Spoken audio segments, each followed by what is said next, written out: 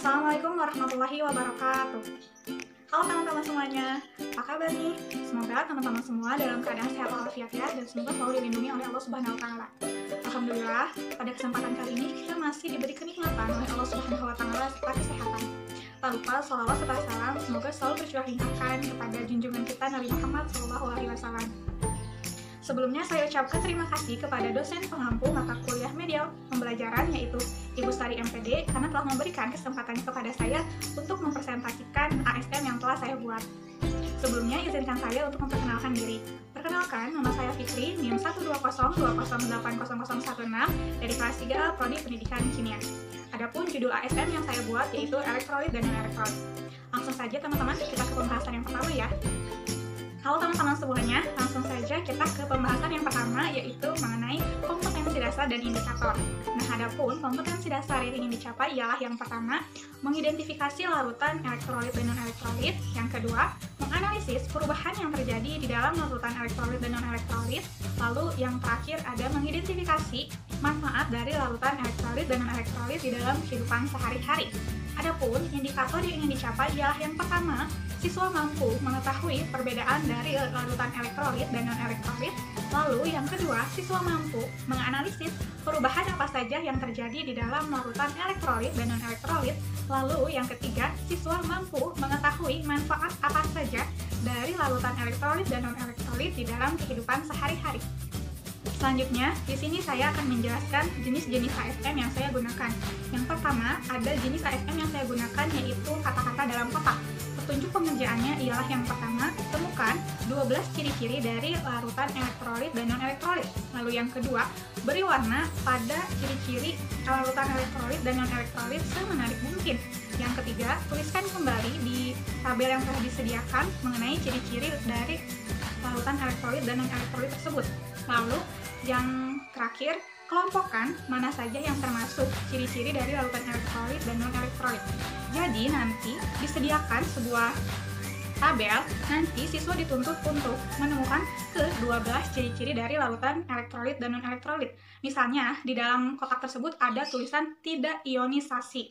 Jadi nanti itu kan termasuk nih ke dalam larutan elektrolit atau non-elektrolit. Jadi nanti siswa diberi warna sesuai dengan seleranya masing-masing. Kemudian nanti di dalam tabel siswa menemukan lampu tidak menyala misalnya. Nanti diberi warna karena itu kan termasuk ke dalam ciri larutan elektrolit dan non-elektrolit.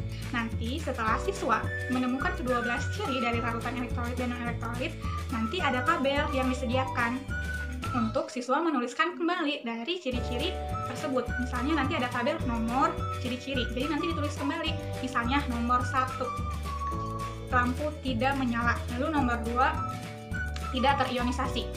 Kemudian tulis seperti itu sampai ke nomor 12.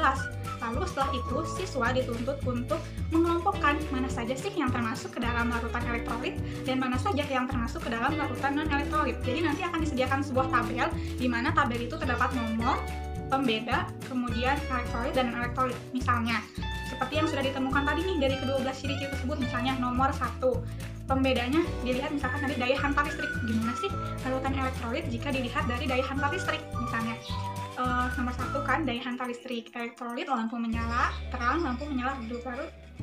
Di yang non-elektrolitnya lampu tidak menyala. Pengerjaannya seperti itu sampai ke nomor 12. Baik, selanjutnya ada jenis ASN yang digunakan ialah ASN mengurutkan kata atau scramble. Adapun petunjuk pengerjaannya ialah yang pertama, jawablah setiap pertanyaan berikut dengan benar dengan menggunakan bantuan kotak yang berada di sebelah kanan. Lalu yang kedua, urutkan huruf-huruf acak yang berada di kotak sebelah kanan sehingga menjadi jawaban yang benar. Lalu yang kedua, temukan kata-kata tersebut di dalam kotak, lalu berilah warna semenarik mungkin. Lalu petunjuk terakhir ialah berdasarkan data-data di atas, jawablah pertanyaan-pertanyaan berikut ini dengan benar. Jadi, nanti akan disediakan 2 buah kotak. Yang pertama, kotak di sebelah kiri dan kotak yang berada di sebelah kanan. Nah, kotak yang berada di sebelah kiri ini merupakan soal-soal atau pertanyaan-pertanyaan yang harus dijawab oleh siswa. Nah, untuk memudahkan menjawabnya, nanti akan disediakan kotak yang berada di sebelah kanan. Nah, namun kotak-kotak yang berada di sebelah kanan ini belum utuh gitu jawabannya. Jadi nanti siswa harus mengurutkan supaya di kotak yang sebelah kanan ini jawabannya itu benar. Nanti setelah siswa mengurutkan, misalkan ada pertanyaan nih nomor 1, apa yang terjadi jika HCl diuji dengan daya hantar listrik? Nah, menjawabnya, siswa harus mengurutkan nih kotak yang berada di sebelah kanan sehingga jawabannya itu bisa menjadi jawaban yang benar. Misalnya jawabannya itu lampu terang. Nah, nanti bakal ada disediakan sebuah kotak di mana kotak itu terdapat banyak sekali huruf-huruf acak. Jadi nanti teman-teman atau siswa nanti harus menemukan nih kata-kata lampu terang gitu. Nanti di mana? Nanti ketika sudah menemukan lampu terang nanti diberi warna. Nah, diberi warna semenarik mungkin. Jadi petunjuk yang pertamanya itu teman-teman semuanya baca dulu nih soalnya. Setelah membaca soal untuk menemukan jawabannya, nanti cari nih di kotak sebelah kanan. Nah, setelah itu kita urutkan dulu nih jawabannya apa gitu. Setelah kita menemukan jawabannya, selanjutnya kita cari nih di kotak yang selanjutnya mana sih jawaban tersebut gitu. Misalkan kayak tadi lampu terang, kita cari di dalam kotak ini mana sih yang jawabannya lampu terang. Ketika kita sudah menemukan, nanti kita langsung deh beri warna. Begitu pun sampai nomor selanjutnya. Nanti ada 6 soal ya, jadi nanti kita memberikan warna di kotak yang selanjutnya itu ada 6 warna gitu. Nah, setelah itu nanti ada beberapa pertanyaan mengenai hal yang serupa seperti soal di atas. Baik, selanjutnya ASN yang digunakan ialah ASN menjodohkan.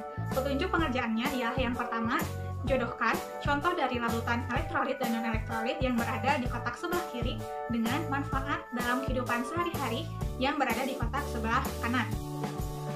Lalu kemudian petunjuk yang kedua, tuliskan kembali ke dalam tabel yang telah disediakan. Jadi nanti bakal ada 2 tabel nih. Yang pertama tabel di sebelah kiri, lalu yang kedua ada tabel yang berada di sebelah kanan. Nah, tabel yang berada di sebelah kiri ini merupakan contoh dari larutan elektrolit dan non-elektrolit. Sedangkan tabel yang di sebelah kanan ini merupakan manfaat dari larutan elektrolit dan non-elektrolit dalam kehidupan sehari-hari. Nah, misalkan yang pertama nih, di kotak yang sebelah kiri ini ada contoh dari larutan elektrolit dan non-elektrolit, yaitu aki. Nah, lalu kita cari nih, kira-kira manfaat aki di dalam kehidupan sehari-hari ini apa ya? Kita harus cari nih yang jawabannya ada di kotak sebelah kanan. Seperti yang kita ketahui bahwa aki ini merupakan larutan H2SO4. Cari apa sih kira-kira aki fungsinya atau manfaatnya dalam kehidupan sehari-hari. Misalnya, fungsinya itu untuk menyimpan energi kimia yang berada di dalam motor. Jadi nanti kita tarik garis nih dari aki ke menyimpan energi kimia di dalam motor. Nanti untuk menarik garisnya, siswa boleh menggunakan penggaris supaya rapi. Nah, lalu setelah siswa nih menjodohkan antara larutan elektrolit dan non-elektrolit dengan manfaatnya, nanti disediakan ada tabel, yaitu siswa dituntut untuk menuliskan kembali larutan elektrolit dan non-elektrolit serta manfaatnya. Jadi nanti ada tabel di mana tabel tersebut berisi nomor, kemudian nama larutannya elektrolit atau non-elektrolit, kemudian manfaatnya. Jadi misalkan nomor 1, larutan misalkan aki, kemudian manfaatnya menyimpan energi kimia di dalam motor. Jadi petunjuk pengerjaannya seperti itu. Kemudian selanjutnya ada kelebihan ASM yang digunakan. Yang pertama, kelebihan ASM mengurutkan kata-kata dalam kotak. Yang pertama, melatih ketelitian siswa dalam menemukan kata-kata dalam kotak. Yang kedua, melatih pengetahuan siswa mengenai ciri-ciri larutan elektrolit dan non-elektrolit. Lalu, kelebihan ASM Scramble yang pertama, melatih kemampuan siswa dalam memahami perubahan yang terjadi dalam larutan elektrolit dan non-elektrolit. Yang kedua, melatih kemampuan siswa dalam mengurutkan kata. Lalu selanjutnya ada kelebihan ASM menjodohkan. Yang pertama, melatih kemampuan siswa dalam memahami manfaat larutan elektrolit dan non-elektrolit. Yang kedua, melatih siswa untuk memahami materi elektrolit dan non-elektrolit sebelum melakukan pembelajaran dengan guru. Selanjutnya yang terakhir, kekurangan ASM. Kekurangan ASM mengurutkan kata-kata dalam kotak ialah apabila siswa tidak membaca materi terlebih dahulu mengenai larutan elektrolit dan non-elektrolit, siswa akan kesulitan untuk menjawab pertanyaannya. Kemudian, kekurangan ASM Scramble, tidak sedikit siswa akan mengalami kesulitan dalam mengurutkan kata-kata apabila tidak mengetahui teori mengenai larutan elektrolit dan non-elektrolit. Kemudian, kekurangan ASM menjodohkan apabila tidak membaca mengenai larutan elektrolit dan non-elektrolit, siswa akan mengalami kesulitan dalam menjawab setiap soalnya. Alhamdulillahirrahmanirrahim, mungkin cukup sekian presentasi dari saya mengenai judul ASM, kemudian kompetensi dasar dan indikator, jenis-jenis ASM yang digunakan, serta kelebihan dan kekurangan dari masing-masing ASM. Sebelumnya, saya ucapkan terima kasih kepada teman-teman semuanya, serta saya mengucapkan terima kasih yang sebesar-besarnya kepada dosen pengampu saya, yaitu Ibu Sari MPD, karena telah memberikan kesempatannya kepada saya untuk mempresentasikan mengenai ASM yang telah saya buat. Saya mohon maaf yang sebesar-besarnya apabila dalam penyampaian terdapat banyak kesalahan. Mungkin cukup sekian. Wabillahi taufiq wal hidayah. Wassalamualaikum warahmatullahi wabarakatuh.